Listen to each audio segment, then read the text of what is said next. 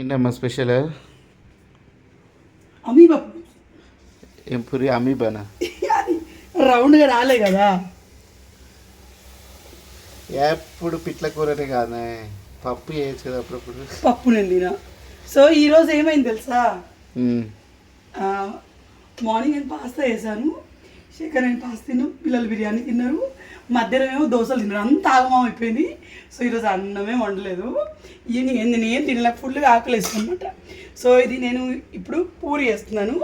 నాకు ఛాయ్లోకి పూరి అంటే ఇష్టం. అండ్ పిట్ల మా తేజువాడికి నా పిల్లలిద్దరికి నాకు ఫేవరెట్ కర్రీ. శేఖర్కి పప్పు నచ్చుతుంది కూడా, అది వేరే విషయం.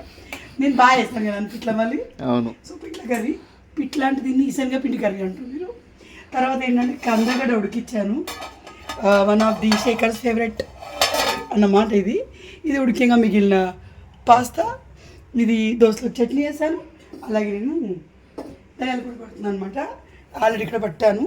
నేను గరం మసాలా స్పెషల్గా ఏం వాడను, ఇందులోనే లవంగాలు అవన్నీ వేసి పడతాను అనమాట.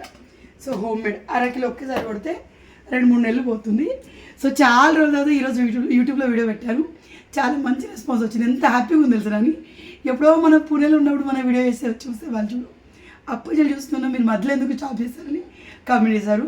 భలే హ్యాపీగా అనిపించింది. సో ఇప్పటి నుంచి డైలీ పెడతాను. బాయ్.